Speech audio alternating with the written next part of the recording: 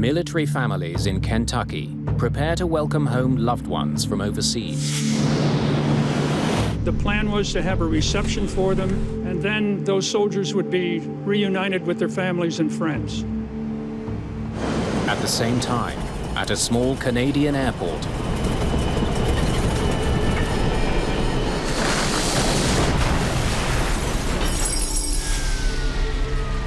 There's wreckage all over the place. There was massive destruction. Well, nobody could have survived this. 256 people are dead. It's one of the worst aviation accidents of all time. Anytime a crash of this sort would occur, immediate suspicions would be raised. Answers will be hard to come by. It does not advance safety to get the wrong cause of an accident. As two radically different scenarios for the crash emerge. Mayday, Mayday.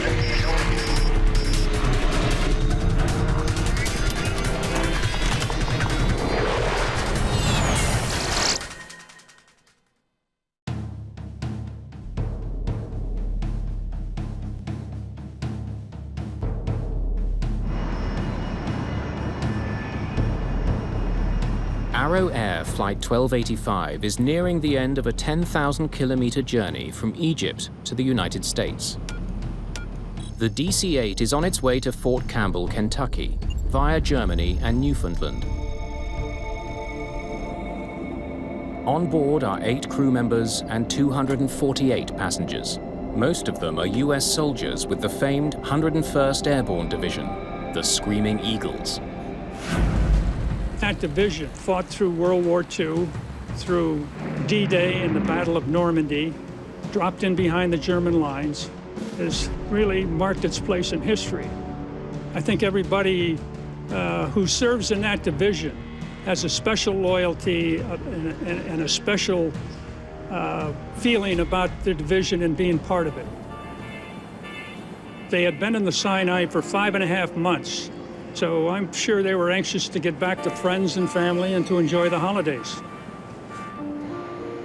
To bring the soldiers home, the military has hired the charter carrier Arrow Air.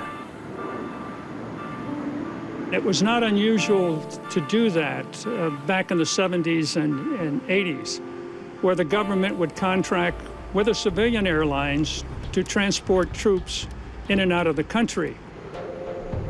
At 5:30 in the morning, the Douglas DC-8 lands at Gander International Airport on the eastern edge of Newfoundland, Canada. They had to refuel in Gander before they could complete the flight into Fort Campbell, Kentucky.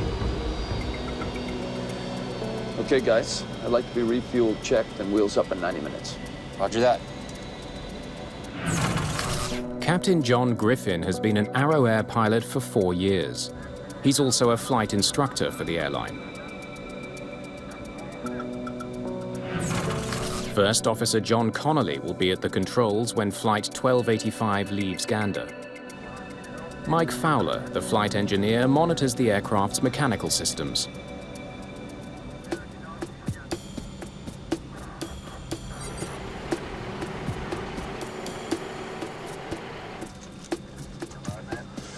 Okay, you want to give her the once-over? While the pilots run through a series of pre-flight checklists, the flight engineer steps out to inspect the plane's exterior. He'll look for any damage to the fuselage or engines and check for buildups of ice on the plane. The soldiers wait inside the airport. Some shop for souvenirs at the gift shop.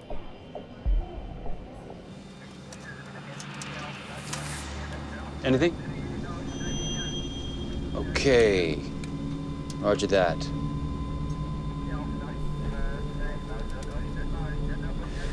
All right, 15,538 gallons, 101,000 pounds. Passengers and cargo unchanged. Weight's confirmed? Okay. We're good to go.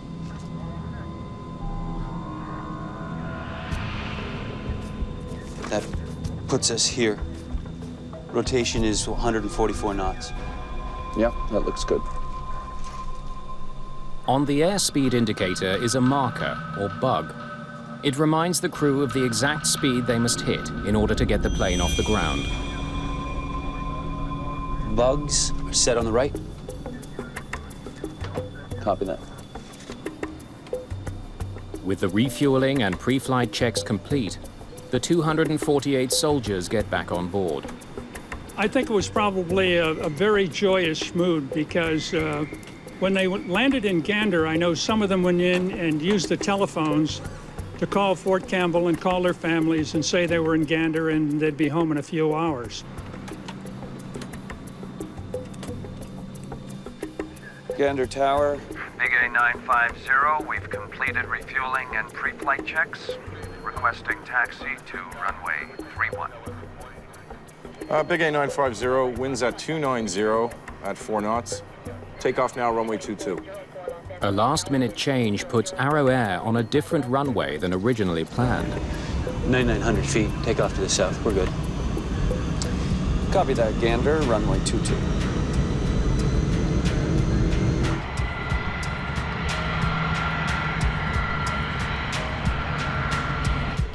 Big A950, you are cleared for takeoff. Merry Christmas. Roger that, Gander Tower. And a Merry Christmas to you, too.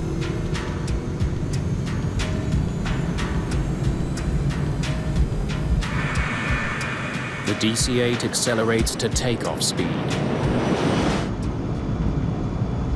80 knots. Check.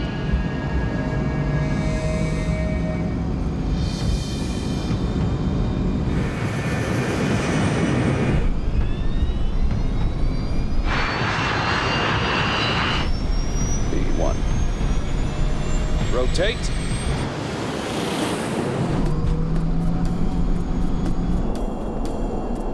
Arrow Air 1285 lifts off from Gander Airport at 6:46 a.m. But just seconds later, She's flying like a pig.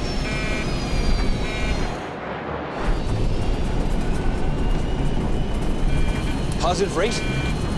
Negative.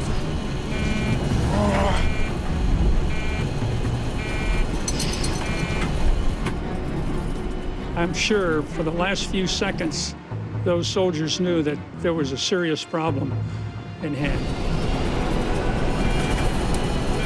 What's your altitude? Pull up. Come on, airspeed. Airspeed! Watch the trees.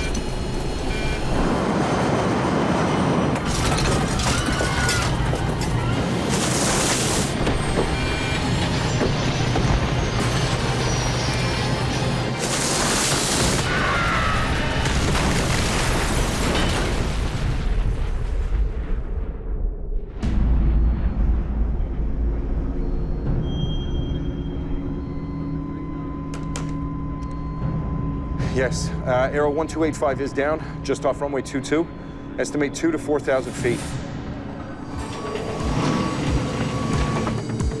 at the small airport in Gander, Newfoundland, emergency crews race to the crash site. It's a field of wreckage, bodies, and personal effects. Thousands of liters of jet fuel are feeding a massive blaze.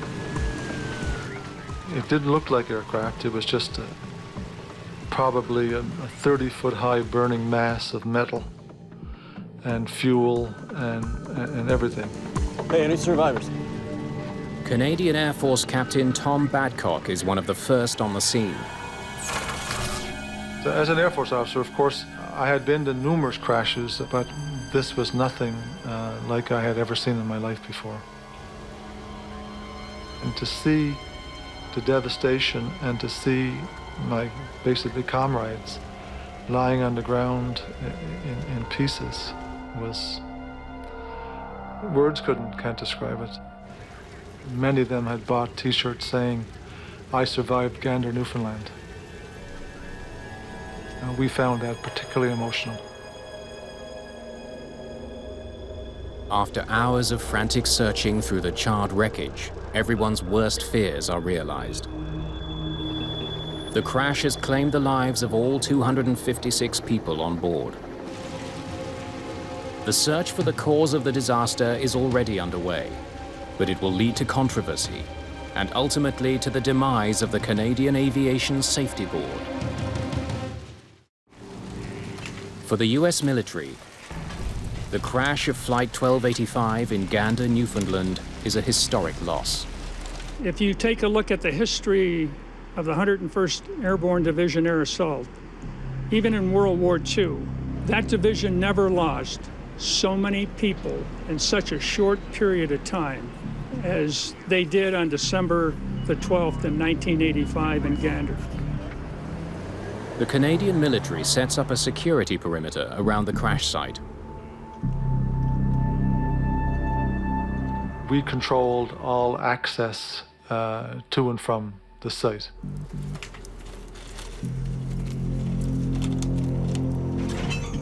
The RCMP asked me if I would identify an object which they thought to be strange. Never seen a casing like this before. And he said, does this have any kind of a chemical or a nuclear connotation? And I said, no, I have no idea what it is. The find raises suspicion about what was on the flight. Certainly it's possible that Aero Air could have been carrying things either that it shouldn't have been carrying or that weren't on any kind of cargo manifest. David McNair is an investigator with the Canadian Aviation Safety Board. There are aircraft parts everywhere, and you immediately became aware that it was going to be hard to find things that you needed to find. McNair is joined by colleague Peter Bogue. They arrive hours after the crash to a scene of complete devastation. The sights and smells, it's always unpleasant, but you just have to. You have to do it. That's part of your job. The terrible scale of the crash quickly makes headlines around the world. It will have a tremendous impact on this division. This is not only a sad day for the 101st Airborne, but a sad day for the nation. Most of the young men and women we mourn were returning to spend the holidays with their families. You do not grieve alone. We grieve as a nation, together. As together we say goodbye to those who died in the service of their country. There is just no way that I can express to you how tragic that was, with the loss of so many people in that one plane crash. The Americans were really suffering in terms of military losses just 2 years prior to the crash of the Aero Air flight. The United States had lost a large number of soldiers in a suicide truck bombing in Beirut. So the losses, in a sense, were mounting, and although the numbers these days might not strike us as extraordinary, they certainly were extraordinary at the time. It wasn't just some assortment of soldiers, a large number of them from one of the leading American military units in the American Army.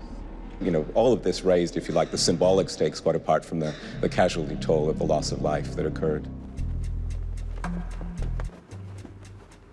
Investigators immediately interview the Gander ground crew and get some intriguing information. Morning. Did you see the flight engineer inspect the aircraft? But they did not de-ice the wings before taking off. Yeah, we picked up a little bit of ice coming in. We're good to go. Okay, thank you. Well, we were concerned about icing because the refueler witness indicated that they had picked up some ice on the approach. Coming in from the north. They turn to meteorological reports for the early hours of December the 12th. In early morning, it was very, very icy. And it had been severe freezing rain. They flew in during the time that the forecast was for icing. McNair and Bogue wonder if the crew of Flight 1285 may have made a serious error by not de-icing. They check to see what other planes flying out of Gander did that morning. There were 2 other takeoffs this morning. One de-iced, one didn't. And we noted there was one Boeing 737 that departed that picked up quite a bit of ice on its departure, and that was an indicator to us that the probability of icing accretion or ice gathering on the aircraft was quite high. But the other aircraft, a British Aerospace VC-10, had been on the ground for 50 minutes and did not de-ice. It got off the ground safely. And they took off within 2 hours of each other. Ice cannot have been the only factor in this crash. Big 8950, winds 290 at 4 knots. Takeoff now, runway 22. In search of other factors, they consider the last-minute runway change. Copy that, Gander, runway 22. Not the runway they were expecting. But they quickly conclude that the alternate runway could not have had any bearing on this crash. Runway 22 is the longest runway at Gander, so in fact it gave them the best margin for performance. Investigators examine and document the crash site, trying to determine the trajectory of the plane as it went down. This was a very heavily wooded area, and as it got closer to the ground, it started clipping the trees.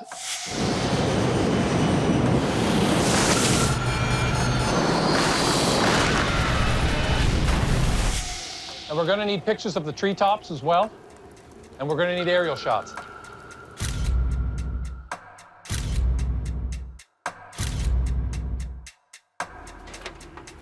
But what they need most of all is the information from the plane's 2 black boxes. They could hold the key to understanding what doomed Flight 1285. But as soon as they're recovered, McNair sees a potential problem. We were disappointed to see with such an old recorder, an old foil recorder, as they really just don't give enough information to the investigators. Well, send them off to Ottawa and we'll see what we've got. The older design of FDR engraves data on a slow-moving roll of stainless steel foil. Though the foil is fire-resistant, it can record only 4 flight parameters, such as airspeed and altitude. The newer digital flight recorders can record hundreds of parameters. All they can do is send the black boxes to the National Research Council's Flight Recorder Playback Center and hope for the best. Then, with the investigation only hours old, it takes a drastic turn. An overseas US consulate receives word from someone claiming responsibility for the crash. The caller says it was the work of Islamic Jihad, a branch of Hezbollah. If you had to think about any one terrorist group operating in the Middle East at this time, which had an intent as well as a capacity to target American military personnel, that was Hezbollah. The call opens the possibility that a terrorist bomb brought down Flight 1285. Tensions were really high in the world at that time. And when an aircraft fully loaded with American soldiers crashes, there's always questions that come up. McNair sends portions of the wreckage to a Royal Canadian Mounted Police forensics lab to be tested for bomb residue. The team searches for evidence that Flight 1285 exploded before it hit the ground. They look for any fallen debris between the runway and the point of impact. If the aircraft had exploded before it hit the trees, one would expect something would come off the aircraft and we would have found it. We didn't find anything, nothing at all. So we knew with confidence that the aircraft hit the trees, the first impact intact. It's a similar story when the test results from the RCMP come back. They find no trace of bomb residue. And both US and Canadian officials suggest Islamic Jihad's claim of responsibility could be false. One of the things that obviously benefits terrorist organizations is to spread the claim for operational responsibility very, very broadly, so to kind of boost the reputation of their organization, again, to instill greater fear. So it's difficult to separate fact from fiction. With terrorism looking less likely, investigators continue to focus on the performance of the aircraft. 35 feet, 6 inches. 4.5-degree declination. The airplane had struck some trees about half a mile from the end of the runway. And we could see a distinct pattern in the trees. Using photographs from the crash site, investigators plot the height of 378 trees to determine the DC-8's exact position as it went down. The airplane was right wing low with a nose high attitude relative to the trees. through photogrammetry, we determined that in fact the aircraft was way above the stall angle of the aircraft. So the aircraft was clearly stalled in a high rate of descent. The plane's radical nose-up position prevented it from getting the lift needed to keep it in the air. Investigators can't explain why the plane was flying at such an extreme angle. One clue about what the pilots were doing comes from a piece of cockpit wreckage, the airspeed indicator. Look here. Here's the bug at 140. It shows that the crew set a takeoff speed of 144 knots. I would say 165. And that the plane reached an airspeed of at least 165 knots.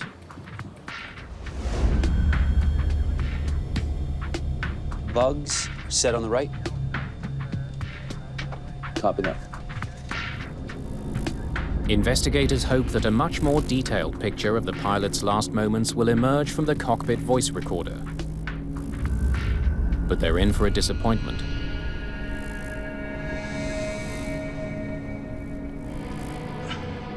Well, it doesn't sound like it recorded anything from the cockpit. The cockpit recorder wasn't functioning properly. It didn't record any of the crew's conversations. With the absence of cockpit voice recorder, we don't know exactly what the crew was doing or what they were facing. Their hopes now rest with a flight data recorder. Even this rudimentary recorder would have got some indication to show what speeds they rotated at. What warning lights, if any, were they seeing? What was the reaction? All these things are extremely valuable. But it turns out to be only marginally more useful than the cockpit voice recorder. The recorder for the Aero-Air accident was extremely limited. We were able to determine, first of all, speed, a little bit of altitude, and heading of the aircraft. And there was no indication on there of engine power, bank angle, pitch angle.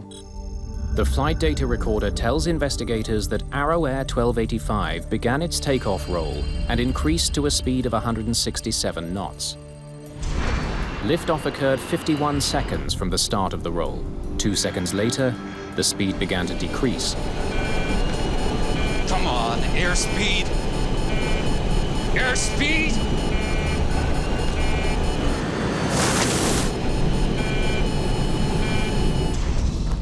Speed dropped off very quickly, and so we knew that the aircraft was below normal flying speed. We got that much from the recorder.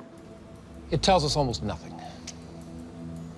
But a closer look at the flight data does reveal a potentially valuable clue. The distance needed to get to takeoff speed was longer than the pilots had planned for. We looked at the acceleration distances, and it took a little bit longer than expected. 4,300 feet, 100 knots.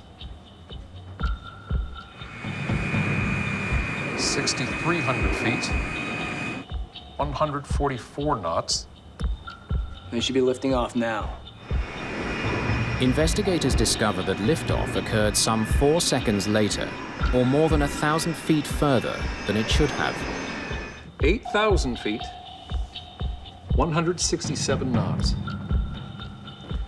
Extra 1,000 feet to get off the ground. Why did it take them so long? B1. Rotate. They used the full power, and we would expect them to rotate a little earlier, take off a little earlier. The longer than normal takeoff supports the original theory that ice on the wings played a role in the crash. But investigators know that can't be the whole story. Icing itself is not necessarily the only thing that happened. Accidents don't just usually have one item, they have several items. Determined to find out what else besides ice on the wings contributed to the crash, the CASB turns its attention to the plane's flaps. For the DC-8, the optimal flap setting for takeoff is 18 degrees.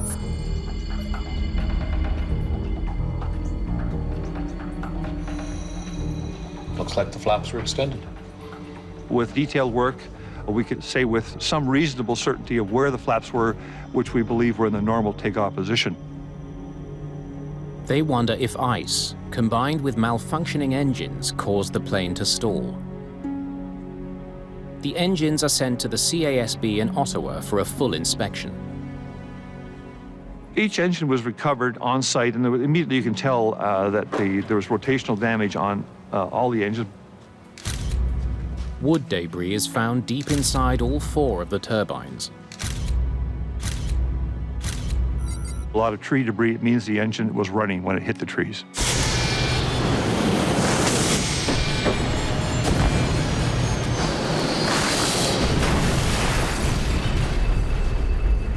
Evidence shows the DC-8 was properly configured for takeoff and that there was nothing wrong with the engines. So why was Flight 1285 slow to get off the ground? Investigators focus in on the weight of the aircraft. It's 101,000 pounds for fuel, passengers, and cargo unchanged. They had predicted that each passenger and baggage would weigh 170 pounds. That average weight, 170 pounds, matches the estimated weight for male passengers set out in the Arrow Air guidelines. As a pilot, having flown many military people around, this didn't seem to ring true, so we immediately looked at that aspect of the investigation. Good morning. Have a rec form for some personnel files. Following his hunch, McNair soon makes a crucial discovery. Regular commercial flights has a mixture of folks. It has men, women, children, so then the average doesn't work out as much. But this was no ordinary commercial flight. All 256 passengers were adults, almost all of them large men. We actually looked at the medical records of the passengers in terms of getting their actual weight during their last medical. In my own case, I normally weigh 175, but when I've got all my gear on, or I'm bringing it on board an aircraft, I'm bringing on board 200 pounds or more. We estimated that the more realistic weight would have been 220 pounds per passenger. That includes the passenger, everything they were carrying, and the equipment they had. With the new estimates, he calculates the weight of the passengers at more than 54,000 pounds. That's 12,000 pounds heavier than the weight recorded on the load sheet. It's not even close.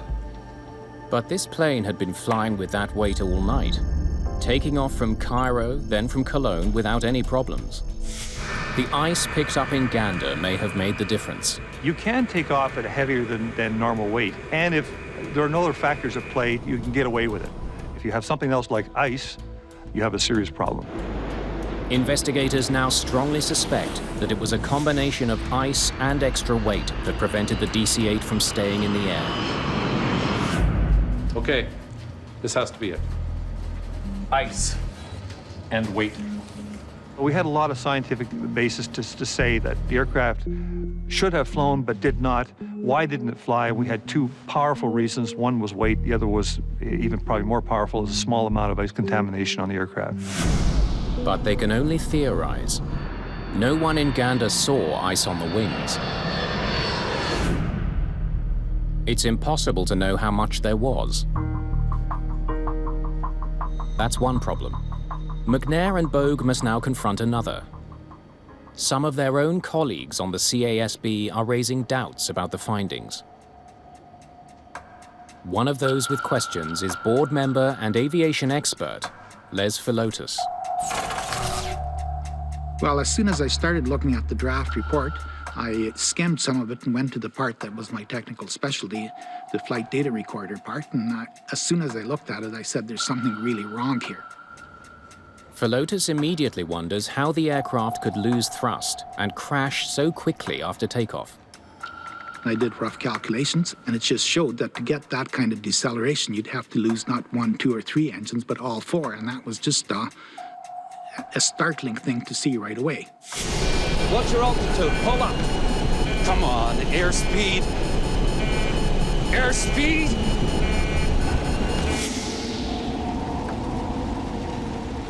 They said the aircraft would, I believe that the exact phrase was, destroyed by a fuel-fed fire. The early reports, everybody who was around there mentioned the massive explosion and the mushroom cloud. See this thing coming Come across the front of the truck and it was like a flame on the bottom, eh? Two truckers on the highway were almost under the flight path when the aircraft passed over, and they both said they saw fire on the right-hand side. US Army officials deny there was any unreported or classified cargo on board Arrow Air 1285. But Philotas has reason to doubt that claim.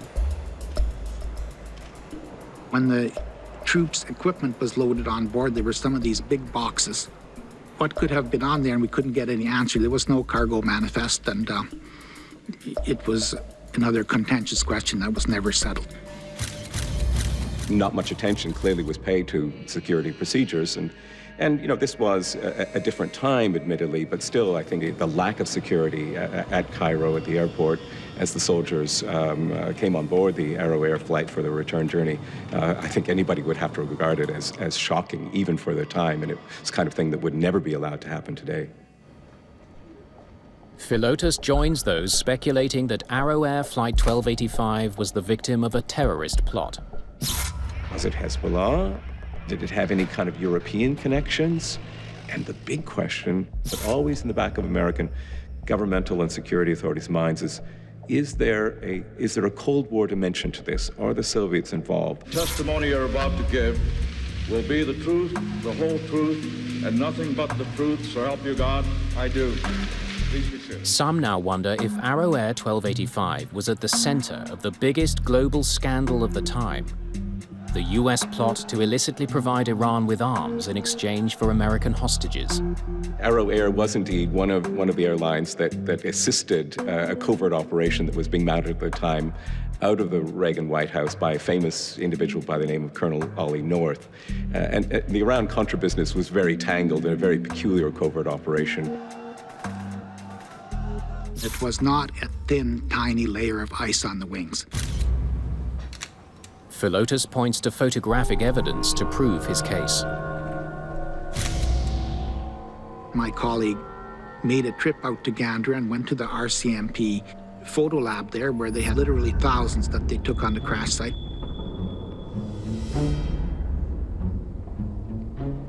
Many photos that seemed to indicate that there was some kind of an explosion on board. That's just like if you took a piece of aluminum foil and poked your finger in it. It would curl out from the inside to the outside, and it would be obvious from which side you put your finger through.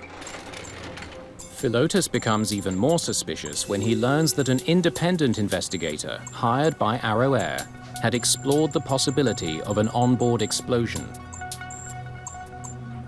He carefully looked at everything and found that on the number 3 engine, that's the inboard engine on the right-hand side, some of the inlet guide vanes, 3 of them consecutive ones, had sort of a dent in the leading edge, and one of them had some red paint on it.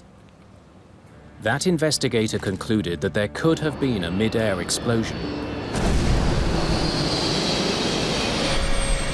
and that the damage and the paint markings inside the engine could have been caused by debris exploding outward from the main fuselage. Another key piece of information for Philotas comes from the post-mortem examination of some of the 256 victims. Autopsies indicate that there were extremely high levels of carbon monoxide in their blood. So if they have combustion products in their lungs, natural inference is that they must have breathed in some combustion products before the crash. From all this evidence, Philotas and his colleagues paint their own picture of the crash.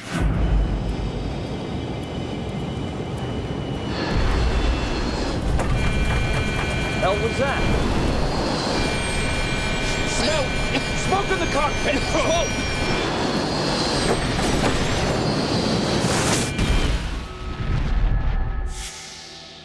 But the lead investigators, McNair and Bogue, maintain that the sabotage theories are nothing more than a sensationalist distraction.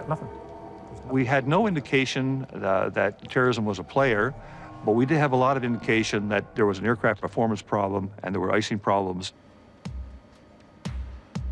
McNair and Bogue decide the only way to end all the speculation is to scientifically prove their theory that ice combined with extra weight is what brought down Flight 1285. Okay, you want to give her the once-over? Before the mid-1980s, little was known about the aerodynamic impact of very thin ice accumulation. The flight engineer who inspected the aircraft was likely only looking for large buildups of ice that would make the plane significantly heavier, not thin coatings on top of the wings. As part of the investigation, we did a lot of research on the effects of ice on aircraft. Aerodynamic tests carried out in a wind tunnel reveal that even a small amount of ice contamination can significantly reduce wing lift. Just a small amount, the size of some sandpaper, if that's the type of surface you have, it can seriously degrade a large aircraft. That was a surprise to me.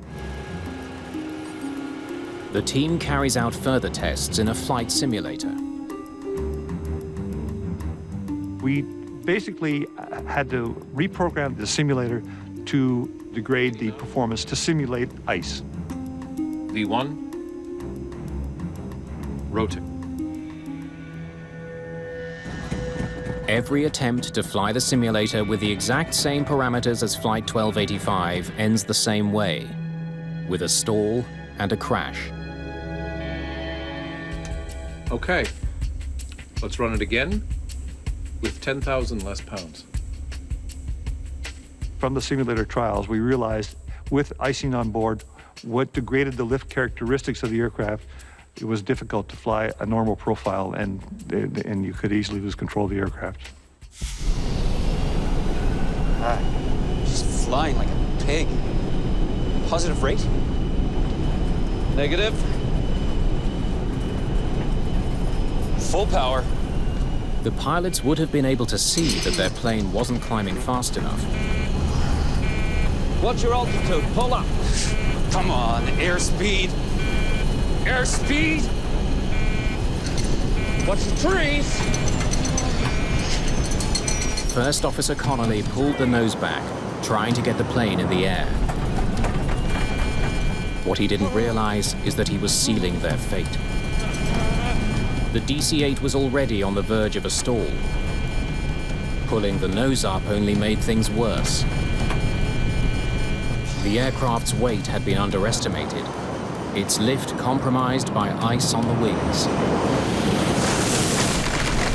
A fatal combination.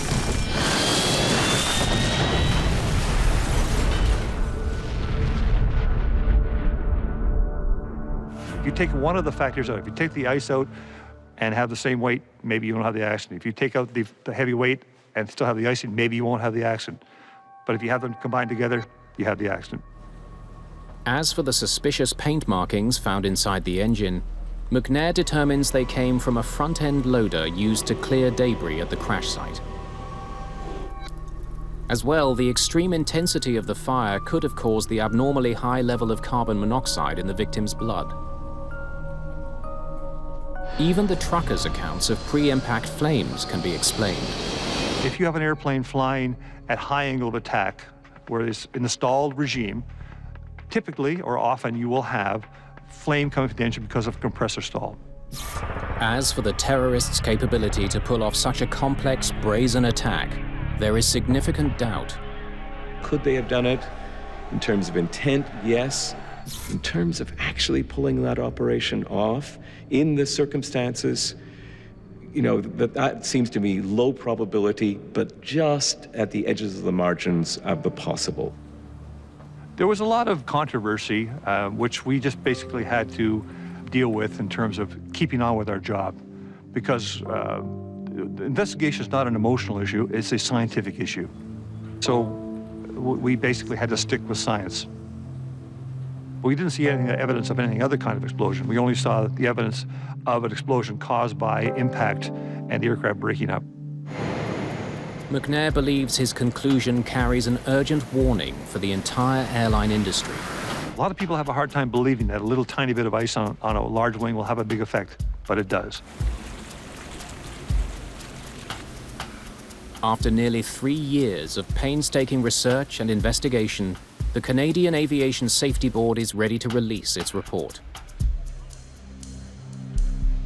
But what is supposed to provide answers and prevent similar accidents instead ignites a storm of controversy. The ice theory is flat out wrong.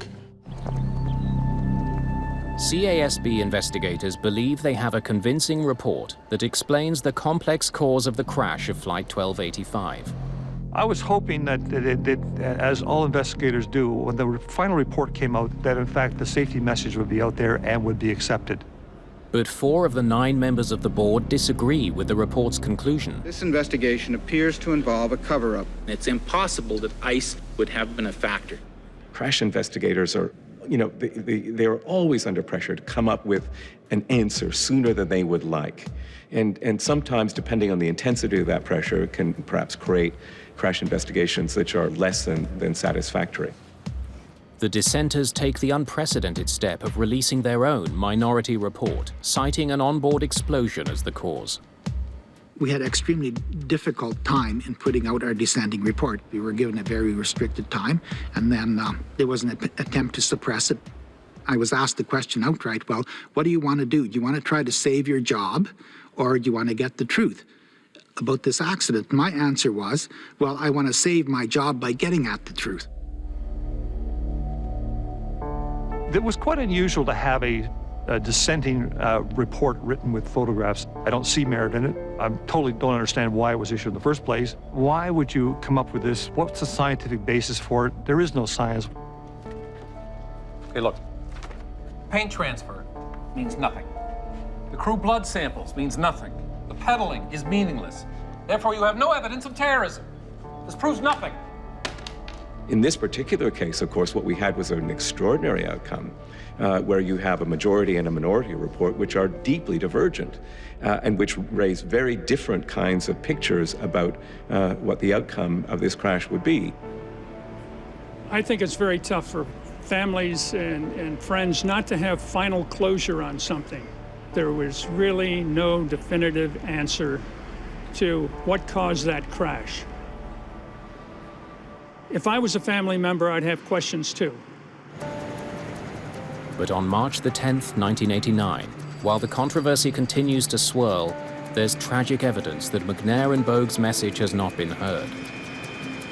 In Dryden, Ontario, in wintry conditions, the crew of a Fokker F-28 elects not to de-ice.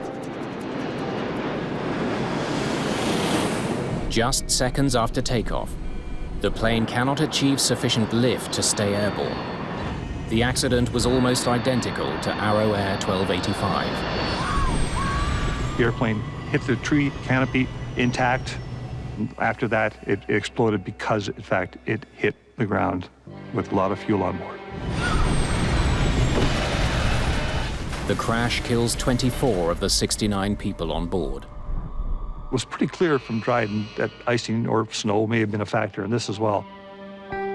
If only the investigators' warning had been heard, the tragedy in Dryden may never have happened. The fact that there was a lot of controversy around this investigation was very unfortunate because basically it took away from the safety message. Aircraft, like the DC-8, are very vulnerable to icing contamination. That message was lost because of the controversy in the bomb theory. But those who held firm to the bomb theory stand by their actions. It does not advance safety to get the wrong cause of an accident. The real safety message is that you have to get at the truth, and the truth and the facts of this accident were never finally established. The controversy over this investigation spelled the end of the Canadian Aviation Safety Board. It was scrapped and later replaced with a new, better regulated agency. We learned a lesson that cost a lot of people their lives, and that lesson didn't get passed on to other people, and other people lost their lives. That's the sad part for me. I know in my own case, if I really didn't know all the answers and I had lost someone in that terrible crash, I wouldn't be satisfied.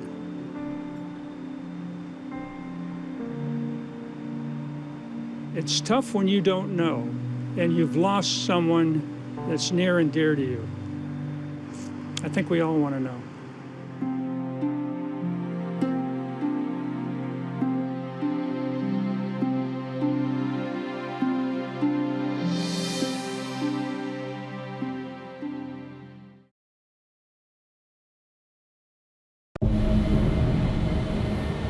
Laredo International Airport, Texas. Continental Express is such a watershed moment for accident investigation. Outside looks good. Okay, I've done the cockpit scans. We're set for the before start checklist.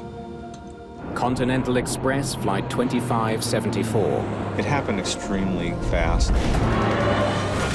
The force was so violent, the plane was unflyable. Oh my God, look.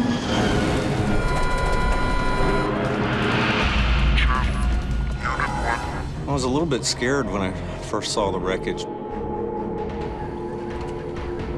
I told him that I thought it was a bomb went off. Kaboom! The wreckage will tell a chilling story.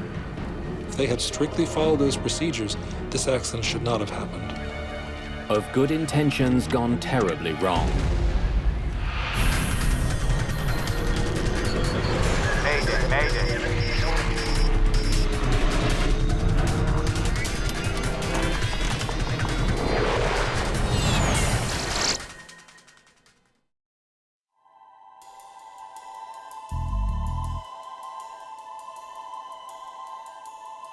Handling 2574. They're going to bring everybody in on 26 or 27. Okie dokie.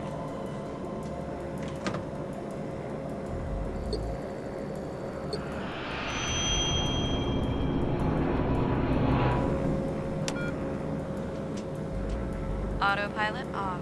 Continental Express Flight 2574 and its 11 passengers nears the end of its 1-hour flight from Laredo to Houston, Texas.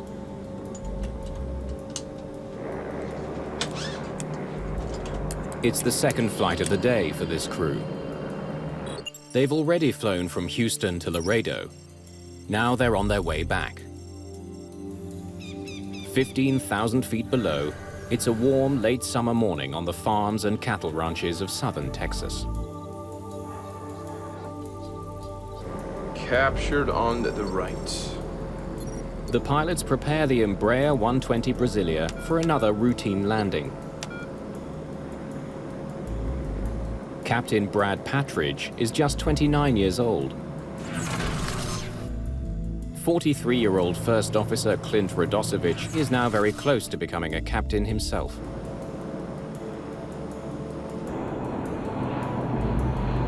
They are 110 kilometers from Houston, home for both pilots. Pushing this descent, making like the space shuttle.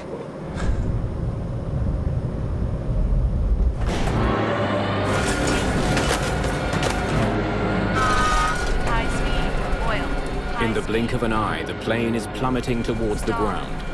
It drops 2,000 feet in just a few seconds.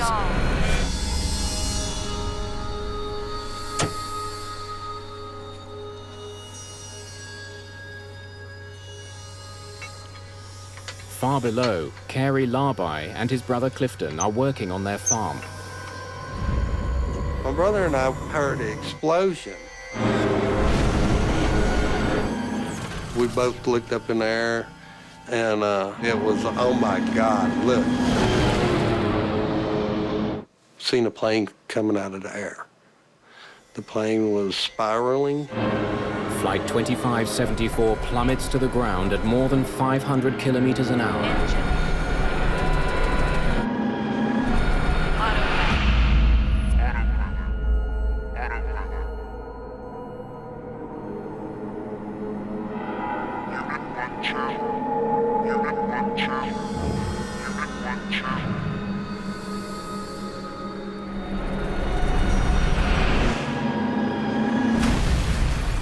When it hit the ground, there was a massive explosion. My brother said, let's go. And I said, man, I really don't think there's anything I want to see there.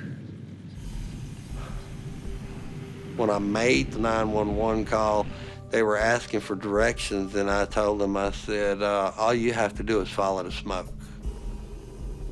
What we see on the ground is not recognizable in any shape, form, or fashion as having been an airplane. Firefighters find the smoldering wreckage of the aircraft in the middle of a farmer's field near Eagle Lake, Texas, just 110 kilometers west of Houston. As you went there, you If you wouldn't have knew it was an airplane, you would have just thought it was a pile of trash. It was burnt so far. 10 bodies were found inside the wreckage, 4 outside. All 14 people on board, including Patridge and Radosevich, are dead. Accident investigators must now figure out why lives were lost on a popular commuter flight. Whenever one passenger dies in a scheduled flight, we launch an entire team. That's understood. We have about 12 specialties that form the GO team, and we have to be prepared to launch on 3 to 4 hours notice. Jim Ritter is an engineer who specializes in airplane mechanics. One of the key things that we do in every accident investigation is we try to figure out why did the airplane behave the way it did. Was it normal performance, or was there a malfunction that can explain what caused the accident?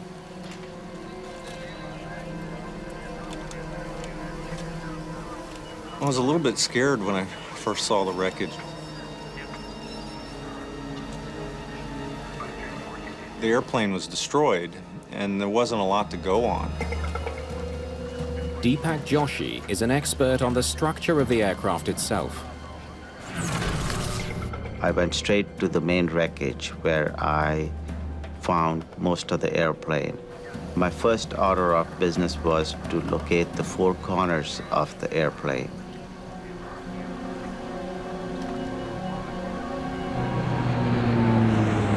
The small plane was a Brazilian-made twin turboprop, the Embraer 120. Its size and speed have made it popular with regional airlines in the US. The Continental Express fleet includes 34 of the aircraft.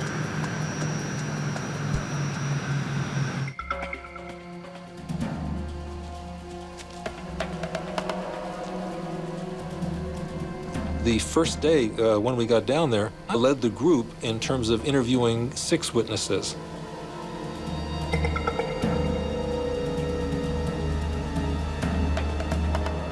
And one of them reported that the airplane appeared to be in a routine descent to the airport. And as he watched it, he saw that there was an explosion. There was an explosion. I told him that I thought it was a Bomb went off. And it was spiraling as it went down. When it hit the ground, there was a secondary explosion. And kaboom! The primary explosion is what caused us to go, oh my God. I could see a hole in it. It looked like it had a hole in it about the size of a Volkswagen. The eyewitnesses were unanimous that the airplane was on fire before it reached the ground. Seen this plane, solid fire, just the outside wings and going straight down. The wing was blown completely off, and it was just dangling there. The eyewitness testimony is compelling. An onboard explosion caused by a bomb seems like a very real possibility.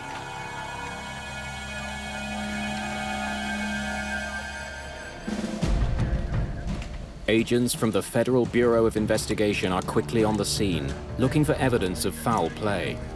The FAA said that they believed that there had been a mid-air explosion and it went off the screen very rapidly.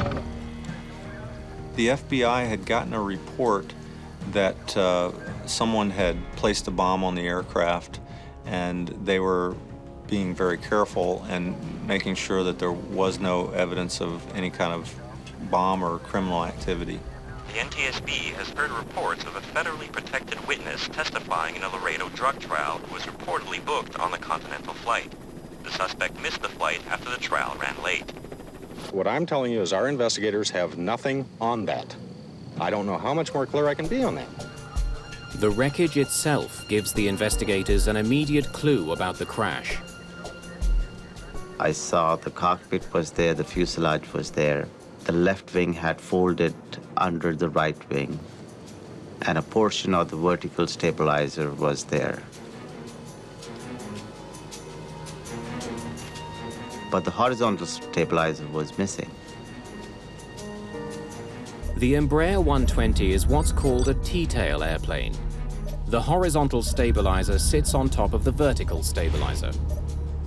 And then I wondered, where could it be?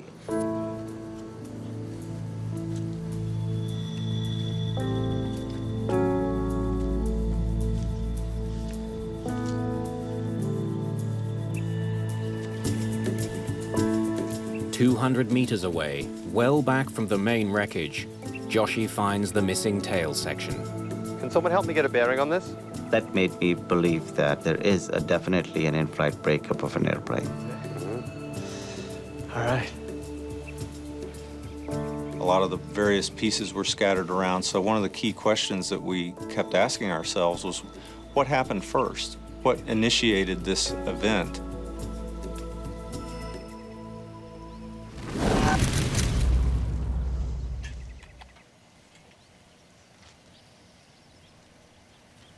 I'm guessing that tail came off at about 9,000 feet. There's something there, something speaking to us in that evidence. Deciphering the message won't be easy, but as the story of Flight 2574 unfolds, investigators will uncover a shocking accident scenario unlike anything seen before.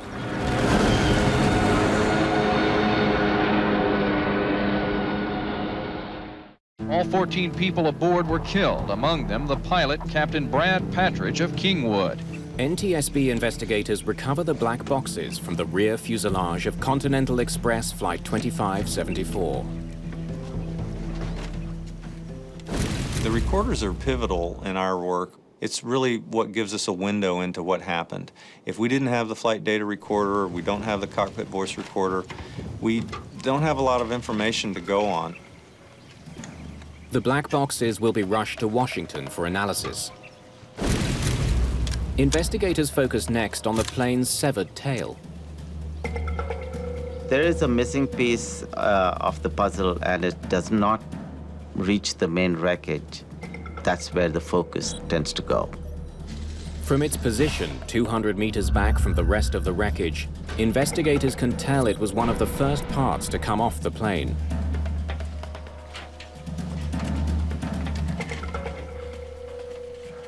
They wonder if corrosion or metal fatigue may have weakened the tail to the point of failure. When a piece of metal bends back and forth over time, it eventually snaps. Called fatigue, that failure is identified by a smooth, clean break. We started to look at the fracture surfaces of the vertical stabilizer. But the edges of the tail section aren't smooth. They're jagged. In this particular accident, we did not see any brown color rust. No corrosion, no fatigue. The fracture surfaces clearly indicate that the tail was ripped off suddenly. In Washington, NTSB technicians opened the black boxes. The cockpit voice recorder is our single most important piece of evidence. It records everything that's said, all sounds in the cockpit for the last half hour before impact. You can hear cockpit sounds that can be very helpful. So you can hear what the engines are doing, you can hear a whole bunch of things. We do analysis on that. But no voice recorder comes with a guarantee. It's a complicated piece of electronics, hooked up to several microphones. After slamming into the ground at more than 500 kilometers an hour, there's a chance the recording may be damaged or lost. In Texas, the FBI field unit finishes testing remnants of the plane for any residue from explosives.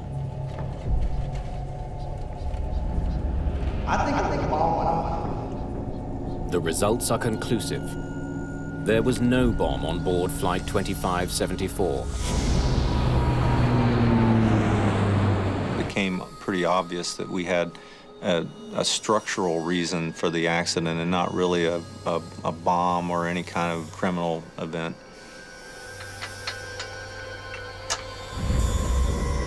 The fire and a mid-air explosion reported by witnesses were likely caused when the wing broke off, igniting the fuel inside. Investigators discovered that the tail section did not fall off in one piece. I noticed that the leading edge on the left side horizontal stabilizer was missing. This is very unusual. Maybe a small section of the leading edge would be missing, but not the whole complete 10-foot section. The leading edge on the right side is still attached to the stabilizer, but the one on the left is missing entirely. So, when did this piece break off? A key question there is, what was the first part that came off of the airplane? Because a lot of times, the initiating event is going to be found in those early parts that break from the airplane in an in-flight breakup. It's now vitally important for investigators to find the missing leading edge. It's a piece of molded composite material 3 meters long. Its rounded shape allows air to pass smoothly over the stabilizer. But the missing piece can't be found anywhere near the crash site. We really needed it, and there was a growing frustration because we thought this part was critical. Without it, they don't have all the pieces of the aircraft. More importantly, they're missing the piece that most likely came off first. That piece of evidence was very, very important for this investigation. And we made our best effort to find this leading edge. The FAA asked us to assist in the search. We walked our property. I knew every bit of that property.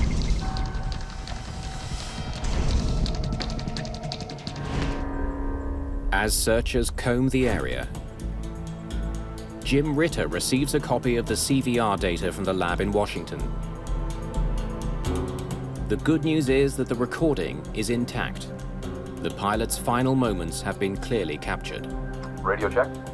Ritter wants to see if they discussed a developing crisis, or perhaps were forced to make a sudden maneuver to avoid an oncoming obstacle. If the airplanes are flying within 6,000 to 8,000 feet, you might have some involvement of birds. But the twin turboprop was flying much higher, well above any threat of a bird strike. Radio check. I can hear you loud and clear. As you also. Okay, I'll get you some ATIS. But the CVR is mostly filled with the sound of controllers giving the pilots routine instructions. Jetlink 2574, say your heading. 050. Jetlink 2574, roger. Fly heading 030. And normal conversation between the pilots. Got a few days off coming up. Gonna head down to the coast, little R&R, little golf. There are no hints of trouble on this flight until the first officer pushes his plane into a rapid descent towards Houston. Pushing this descent, making like the space shuttle.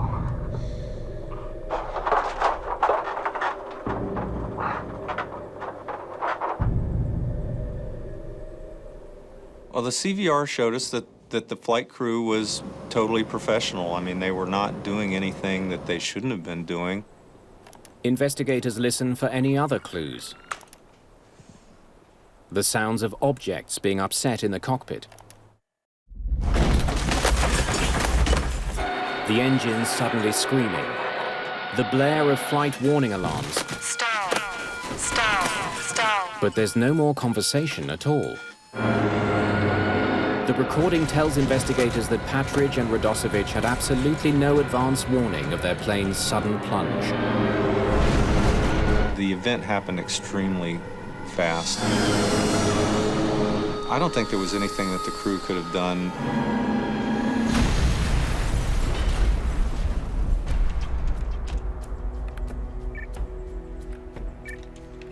An analysis of the flight data recorder comes to the same conclusion. We didn't see anything unusual about the accident flight until the very instant that we had the pitch down. Until the plane went into a dive at near top speed and broke up, there was nothing abnormal about this flight. The cause of the crash remains a mystery. Finding the one missing piece of the tail is now more important than ever.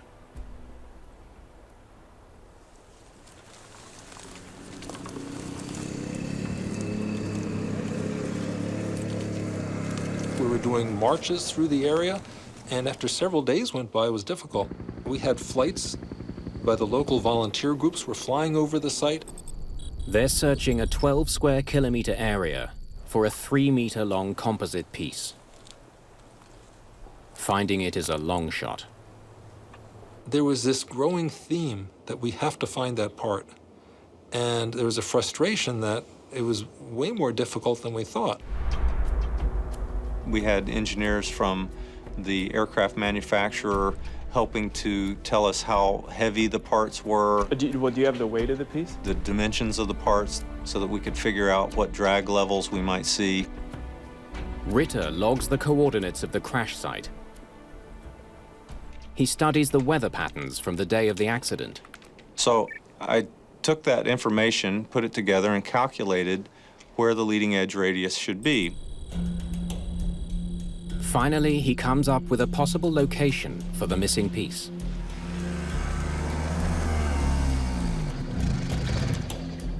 I think it's somewhere in here.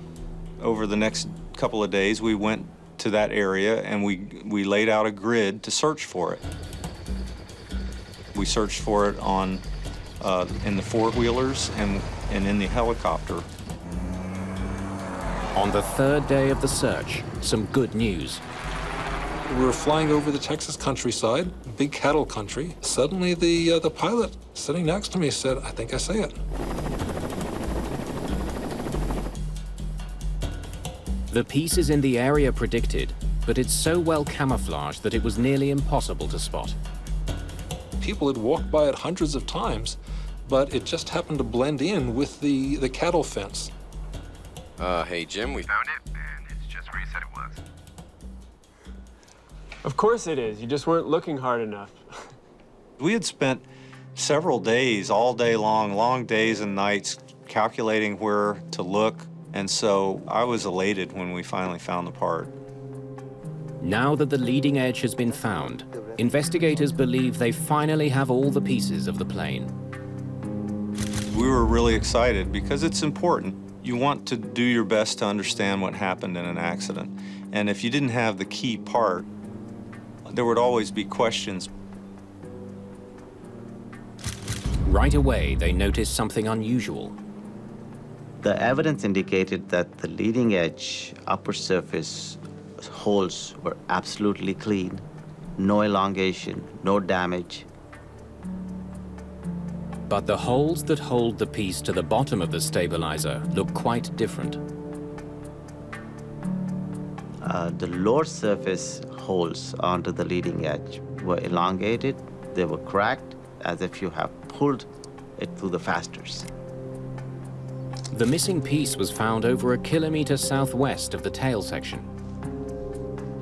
There is no question it was the first piece to fall off the plane.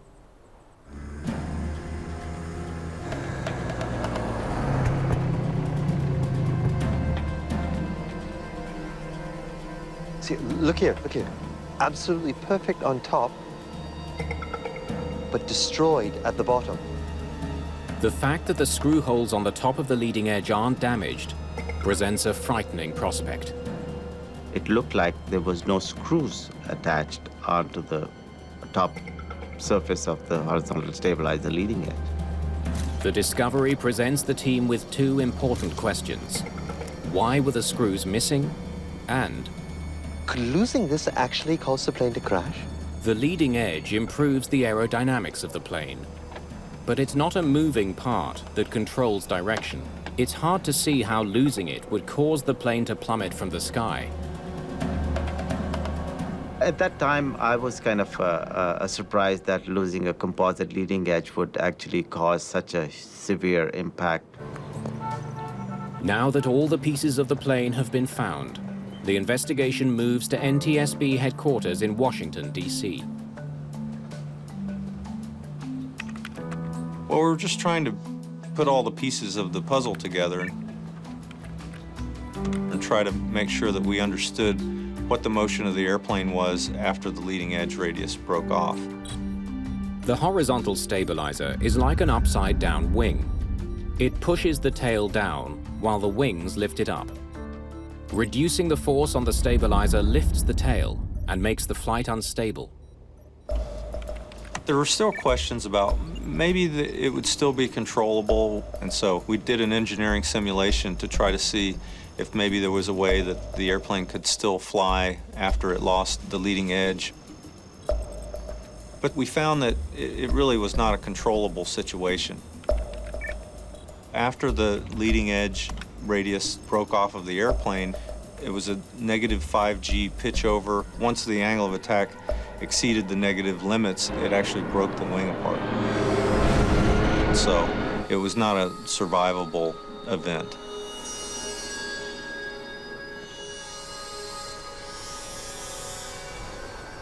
The simulations are conclusive. Losing just one leading edge along the horizontal stabilizer will send the plane into a catastrophic nosedive. Precisely what witnesses say happened to Flight 2574. If there's any component of the wing that you don't want to lose, it's the leading edge. The team now knows what triggered the crash, the loss of the stabilizer's leading edge. But what they still don't know is why the part seems not to have been properly attached. Examining the maintenance records for the aircraft, Brenner makes a disturbing find. A maintenance crew worked on the horizontal stabilizer the night before the accident. The evidence was mounting that we really needed to look in depth at the maintenance procedures done the night before and the maintenance area. Continental Express is one of the most popular carriers in the United States. The lives of thousands of passengers depend on the entire fleet of aircraft being properly maintained. Investigators urgently need to find out what went wrong in the hours leading up to the crash. NTSB investigator Malcolm Brenner travels to Houston Intercontinental Airport to talk to the maintenance crew that worked on the plane the night before it crashed. In general, we wanted to visit the facility to see what the facility looked like, and then to go through specifically what had been done the evening before. Now, many times, a lot of work happens on these overnight shifts, and they have to get an airplane back out to fly the next day. Terry Von Thaden teaches aviation safety. She uses Flight 2574 as a case study. So there's a push to turn this aircraft around quickly. Sometimes you can get the work done, sometimes you can't. In preparation for winter, Continental Express had been inspecting and repairing the de-ice boots on its fleet of Embraer 120s. The de-ice boot is a rubber bladder that can be inflated by the pilots to break up ice on the wings and tail. We wanted to interview every mechanic, supervisor, and inspection person who took part in that activity. Brenner is particularly interested in 3 employees. Shift Supervisor Adam Dillon, Troy Anderson, an inspector responsible for checking the work of the mechanics, and the evening shift supervisor who started the job, John LePage. Thanks for taking the time. So, what was the plan for the night? We had about 10 hours to change both boots. Replacing the boot involves removing the leading edge, stripping the old boot off it, and putting on a new one. The entire piece gets screwed back onto the horizontal stabilizer. This is a big job to do all in one night. It was scheduled to have these replaced during the midnight shift. Somehow, the evening shift had some extra time and decided they can help out get this airplane out, so we'll get it started. Grab what you need, I'll get the boots. Watching over the work being done by the mechanics is Inspector Troy Anderson. I had some time to lend a hand. We went up to the stabilizer to start the job.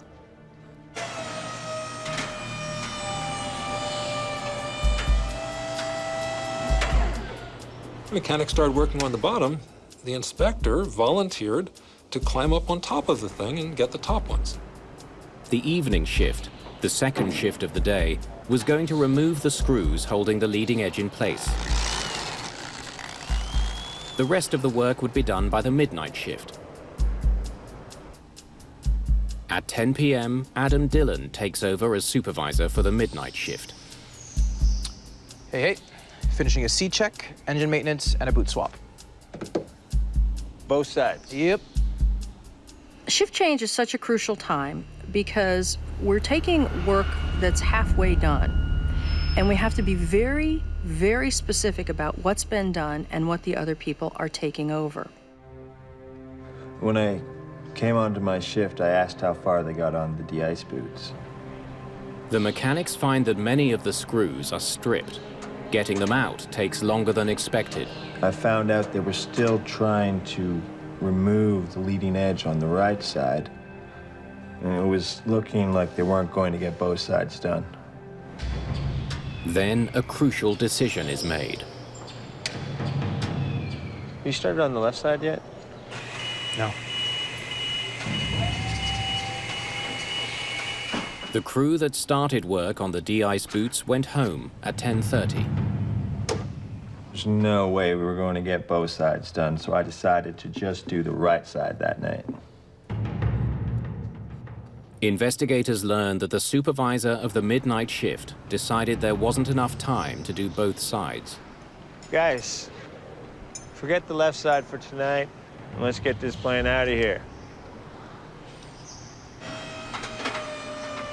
So the guys, they spent most of their shift replacing the right side boot. A few hours later, mechanics finished changing the de-ice boot and reinstalled the right side leading edge. So your mechanics didn't do any work at all on the left side? No, we didn't touch it. After having changed just the right de-ice boot, Airplane 701 is rolled out to the gate for the first flight of the day.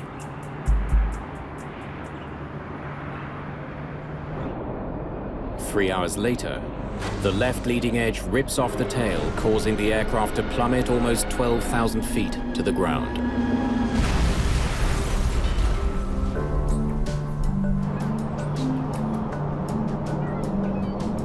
Back in Washington, NTSB investigators try to piece together the information they've gathered so far. Dillon and Lepage. The individual mechanics, the supervisors, in general, I thought we had good cooperation. They did describe what they were doing. I think they were credible. I believe they were trying to help. Where was Anderson if he was helping? We had about 10 hours. No way we were going to get both sides done. I had some time to lend a hand. The second shift. Investigators are almost certain that the screws were removed from the top of the left side leading edge and never replaced. But maintenance workers insist they only worked on the right side. Investigators are puzzled. So the second shift started the job. These guys, they started on the right side. Their inspector, he helped them. It's always dangerous when you change from one shift to another shift, and that's why there are very strict procedures about that. They were bypassing them. The inspector jumped in to get this airplane moving. That was all disturbing. Did he ever say what he did up there? Yeah, that's great. Let me see that. Help the mechanics remove the de-ice boots. What does that mean?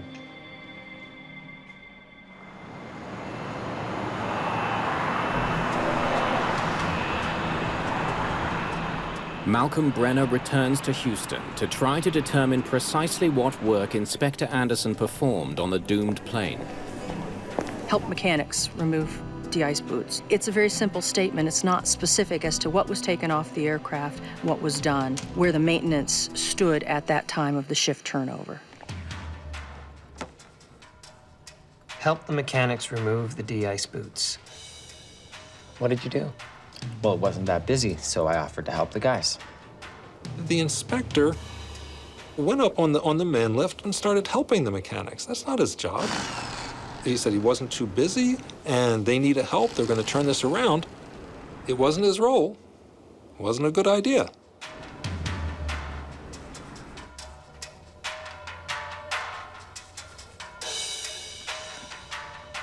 So what side did you work on, Troy?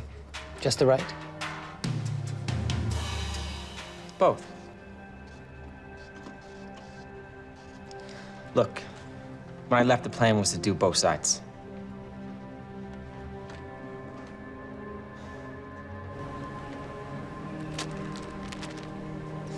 For me, the most disturbing was the inspector. He was up there and he was the one who actually took the screws off. Part of the philosophy of maintenance is that you have one group that does the work, and then you have another group, the best of the best, the cream of the cream, who are then inspecting the work, and their function is to sign off and make sure that this work is being done properly. He had a bag of 40 screws, and he left the bag of 40 screws that he took out on the man lift for the oncoming shift. You started the left side yet? No. I spoke with the second shift supervisor. We decided to skip the left side. So he asked the supervisor, have you done any work on the left side? The supervisor looked up and said, no, not that I know of. Guys, forget the left side for tonight, and let's get this plane out of here. No one on the midnight shift knew that Anderson had started pulling screws from the left side. The work records weren't done. And the procedures, even though they're in place and should have worked, they weren't followed. Did you give your mechanics the paperwork to fill out on the job? No. Sometimes the paperwork takes longer than the job itself.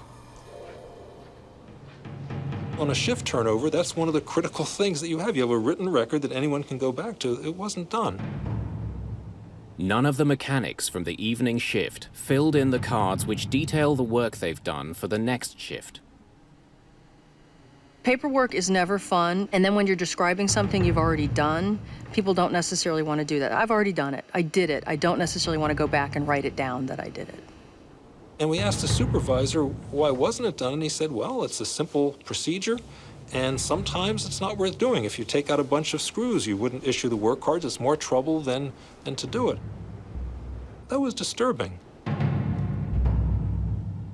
And Inspector Troy Anderson was vague about the work he did. His write-up didn't really describe the fact that he took the screws out on the left. He did not see his role as a mechanic on that aircraft, so I think perhaps he didn't take writing on those cards as seriously as he should have, because that was the mechanic's job to do that. A failure in routine maintenance caused the crash of Flight 2574. But there is still one lingering question. Captured on the right. The plane flew more than 800 kilometers before the leading edge tore off. It is pretty amazing that the horizontal tail stayed intact for that first flight. The deadly failure came near the end of the crew's second flight that day. Pushing this descent, making like the space shuttle. Why didn't it happen sooner?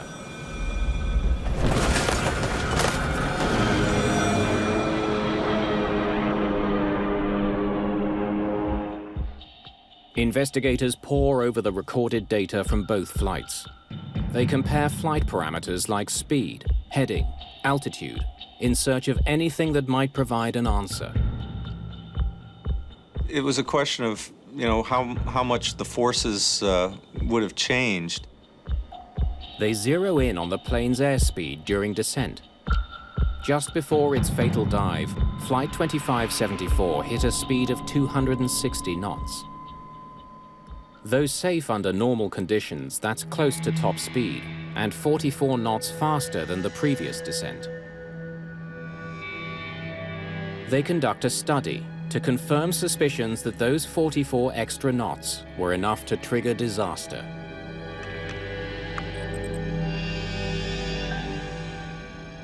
The leading edge stays on at 216 knots, the plane's maximum speed during the first flight. The aerodynamic forces never quite rose to the level that they did on the accident flight. But an increase of 44 knots drastically increases the amount of drag on the leading edge. Once the plane got up near its maximum speed, it had this failure waiting to happen. The tragic significance of First Officer Radosevich's last words is now clear to investigators. Pushing this descent, making like the space shuttle. His high-speed descent sealed the fate of Flight 2574. The airplane broke apart at the highest speed that it reached since the maintenance was done the night before. The aerodynamic forces were very high, and so eventually they were enough to bend the leading edge radius downward because it wasn't attached anymore on the top of the horizontal tail, and they bent it downward to the point where finally the oncoming air was powerful enough to break it off. At 260 knots, the leading edge rips off. When that part failed, the plane was unflyable. High speed, oil, high speed. I mean, the force was so violent. Engine. On the cockpit voice recording, the pilots don't say anything after it happens. They were probably incapacitated. It's that violent. The massive negative G-force would have instantly sent blood rushing to the brains of the passengers and crew, rendering them unconscious.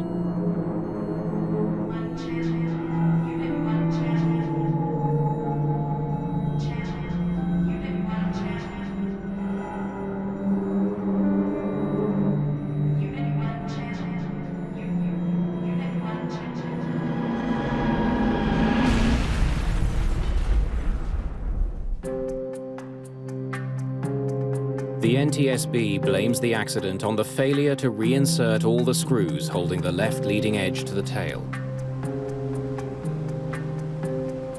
My heart reached out to the people that had worked on the airplane because I knew this was a human error. And whoever had been involved in that maintenance, I'm sure, was going to feel very badly about the situation. The safety board also takes the unprecedented step of faulting Continental Express for not making sure all maintenance procedures were followed. In particular, the failure to ensure the mechanics and inspectors completed the proper paperwork. Sometimes the paperwork takes longer than the job itself. This was a preventable accident. If they had strictly followed those procedures, this accident should not have happened. The Continental Express accident is such a watershed moment for accidents and accident investigation in particular, because it's one of the first times that the culture of the organization was mentioned in an accident investigation. Never before has the NTSB cited an airline's senior management for allowing a climate where rules get bent. Leadership needs to understand their accountability in these accidents and have more commitment towards the people on the line so that they can do their jobs properly and effectively. As a result of the crash, airlines now put much greater emphasis on making sure all safety procedures are followed. They use computerized systems to more precisely track mechanics' work. But better technology is only part of the solution. One of the things we try and get people on the front line to do is talk. We try and encourage them to speak up, that there are no stupid questions. Every question is important. This is a case where small deviations by many people, where cutting corners in small ways that appear small to each person can accumulate to cause this horrible accident. Horrible and preventable accident.